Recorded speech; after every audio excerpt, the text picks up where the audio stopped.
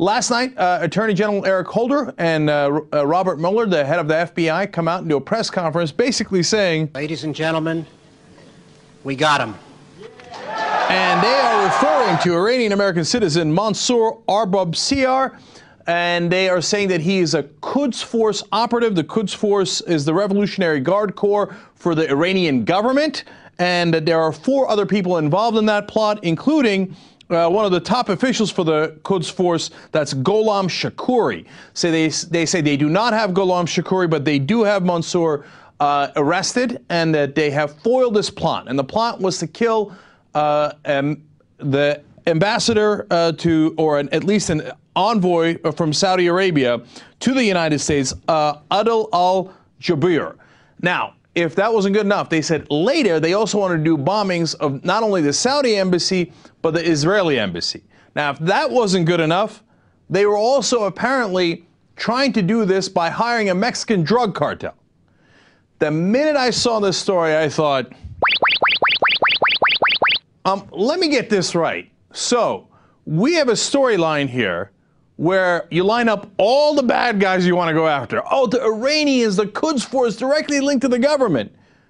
And at the same time, the Mexican drug cartels, who we've been calling terrorists all along, now working with the terrorist Iranians. And on the other side, you have a plot to go after a Saudi envoy on our soil in the United States, which would be unheard of. It hasn't happened in decades, right? Which I'm going to come back to in a second. And, for good measure, throw in a bombing of the Israeli embassy. So all the good guys, in other words, our allies, whether they're actually good guys or not, especially in case of Saudi Arabia, wind up on the side of victims. And, oh, my God, you see what these dirty terrorists were going to do to them, right? Now, look, you've got the force of the entire United States government saying that this is true. So who am I to say that it's not true? Well, I'm not saying it's not true. I'm saying watch out, okay? Be very, very careful about these allegations. Now, listen to Robert Mueller at the press conference, head of the FBI. Watch. This case illustrates that we live in a world where borders and boundaries are increasingly irrelevant. A world where individuals from one country sought to conspire with a drug trafficking cartel in another country to assassinate a foreign official on United States soil. And though it reads like the pages of a Hollywood script, the impact would have been very real, and many lives would have been lost. I mean, you're right. It sounds like a Hollywood script dreamt up by a neocon in Washington. I mean, it is their ultimate dream come true. So, we've seen before the lead up to the Iraq war, all these things that were definite, absolutely, oh my God, Saddam with the nuclear weapons and the mushroom cloud in 45 minutes. And how dare you question the American government? Of course that's true. Then we saw with Jose Padilla that he was supposed to be a dirty bomber who was going to blow up buildings in Chicago. And it turns out we had absolutely no evidence of that. That wasn't true at all. How dare you question the American government? Look at how convenient this is. Here's the other parts of the story that started to get fishy once you read more into the details. Apparently, this guy put $100,000 in the account of a guy that he believed to be part of the Mexican drug cartel that turned out to be a DEA agent. And he wired it from a bank in New York. The Quds Force in Iran doesn't know that we monitor every transaction above $10,000 here in the U.S. that goes through those banks? Oh, that's a rookie mistake. That is nearly unthinkable. And they're going to trust for they haven't done an attack on U.S. soil in forever, maybe ever, right? And the one time they're going to do it, they're going to get a Mexican drug cartel that they trust, a guy that they didn't even know that turned out to be a narc agent, and then the government is going to say, let's get them to do the hit. This sounds so incredibly fishy. And then Attorney General Holder comes out and says the things that need to be said in terms of scaring us about Iran. First, he says, quote, "This plot was conceived, sponsored, and was directed from Iran." Now, even if you think you got the right guy, you're positive that it links back to the Quds Force and it links back to the Iranian government who gave the orders for it. How could you be positive? You haven't presented any evidence in that regard, right? But then here comes the killer quote. Unfortunately, it might be literal at some point. Quote, "The U.S. is committed to holding Iran accountable for its actions." In other words, we got what we wanted. There are the great majority of the people inside Washington, not the people inside the country in America, but in Washington, can't wait to attack Iran. So they turn around and they go, look at this. They're going to kill our allies' envoy here on United States soil. We got to do something. We have to do something. And likely that's an attack, right? And by the way, let me skip over to actually what we had slated as quote 7 here because it's perfect for you. Saxby Chambliss. He's a Republican from Georgia, and he's a senator from there. He says when he hears about this plot, quote, in addition to allegedly sponsoring this plot, Iran has supported and provided weapons for attacks on our soldiers in Iraq and Afghanistan. This has continued far too long with no repercussions. Repercussions must be coming. Now, by the way, Saudi Arabia, not only is there excellent evidence that some people connected to the Saudi government gave the funding for 9/11, but there is overwhelming evidence. A Senate report came out about it saying that they absolutely funded people connected to the Saudi government fighting our troops in Iraq, that they were the #1 funders of the insurgency, the Sunni insurgency that was killing our troops in Iraq. Did we have to act? Were there any repercussions? No, Saudi Arabia sends us oil. They sell us oil. Of course, we're not going to do any repercussions from Saudi Arabia. So now, as you see the reasons that might be happening, now let's go to some of the doubts. Now, after my original doubts about the story, I started reading what some of the experts thought. And I read at least half a dozen, probably closer to a dozen experts in the Middle East saying, this story doesn't make any kind of sense. Let's start with the CIA. Robert Baer is a former CIA case officer in the Middle East, so obviously an expert on this. He says, quote, Quds Force has never been this sloppy.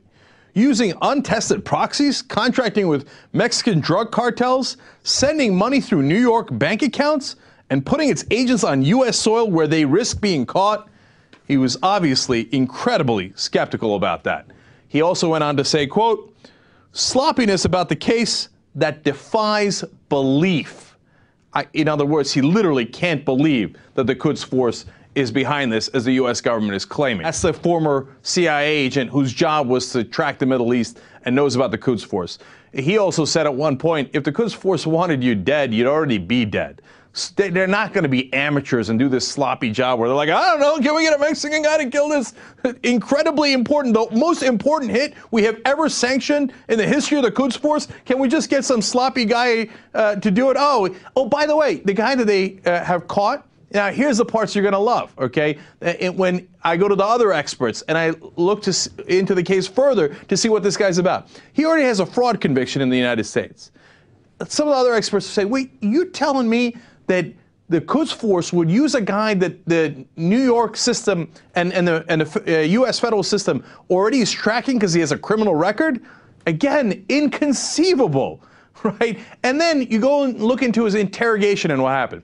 Somehow, the FBI does not have the first 2 months of his interrogation. They're missing, okay?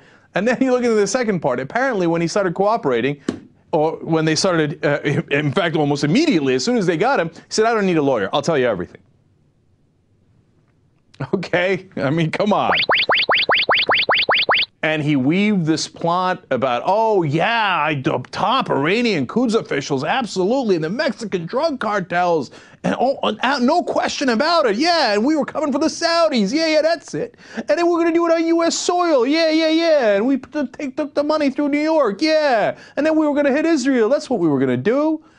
Okay, and mind you, I'm not saying that Holder's making it up. I'm not saying Mueller's making it up. But this guy reeks of curveball.